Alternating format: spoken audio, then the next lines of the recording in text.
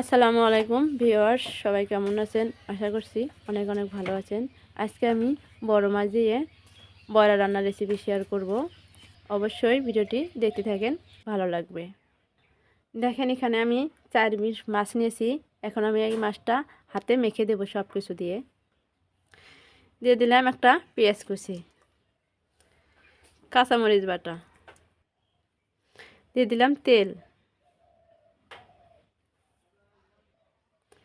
স্বাদ মতো লবণ, এখন দিয়ে দিলাম হলুদ। এখন মাছটার সাথে সব উপকরণ আমি ভালোভাবে মেখে নেব।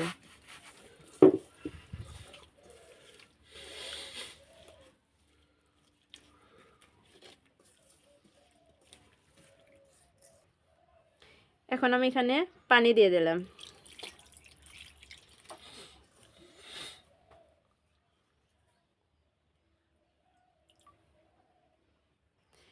এখন আমি এটা 5 মিনিটের জন্য ঢেকে দিলাম। 5 মিনিট পরে আমি এখন ঢাকনাটা উঠালাম।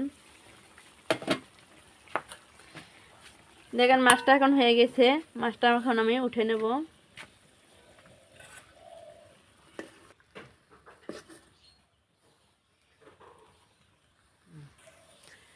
দেখেন, এখন আমি এখানে আলু, বেগুন, কপি কেটে ধুয়ে পরিষ্কার করে নিয়েছি। এখন আমি সবজিটা দিয়ে দেব।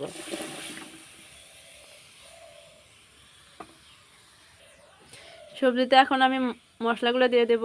দেখেন, এখানে দিয়ে দিলাম লবণ, হলুদ।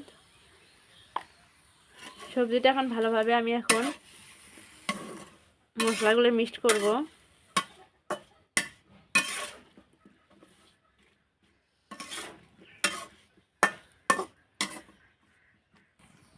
এখন আমি সবজিটা ভালোভাবে মজে নেব।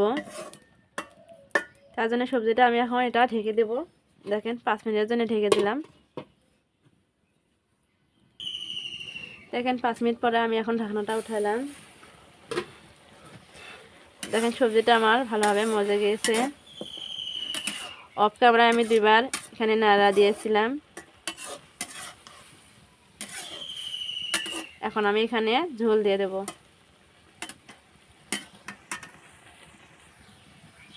এখন দেখেন, আমি ঝোল দিয়ে দিচ্ছি।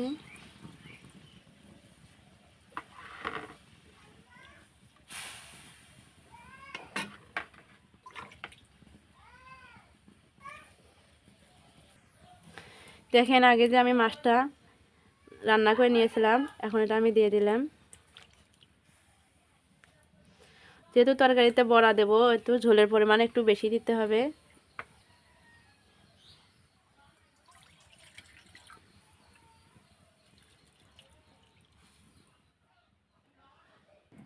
এখন এটা আমি ঢেকে দিলাম। যখন আমার ঝোলটা টকবক উঠবে, তখন আমি বড়াটা দেব। দেখেন, 2-3 মিনিট পরে আমি ঢাকনাটা উঠালাম। দেখেন, পানিটা, ঝোলটা এখন টকবকে উঠে গেছে।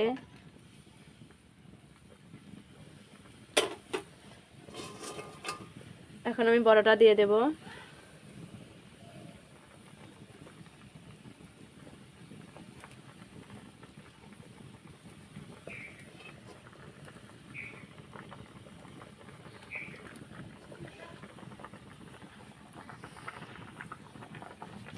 দিয়ে এখন আমি 10 মিনিটের জন্য এটা ঢেকে দিলাম।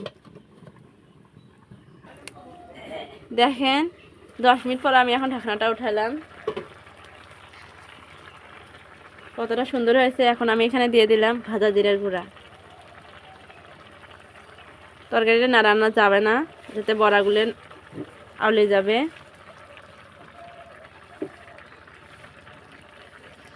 এখন এটা আমি নামিয়ে নেব। আজকের রেসিপি এখানে শেষ। দেখা হবে অন্য কোনো রেসিপিতে। ধন্যবাদ।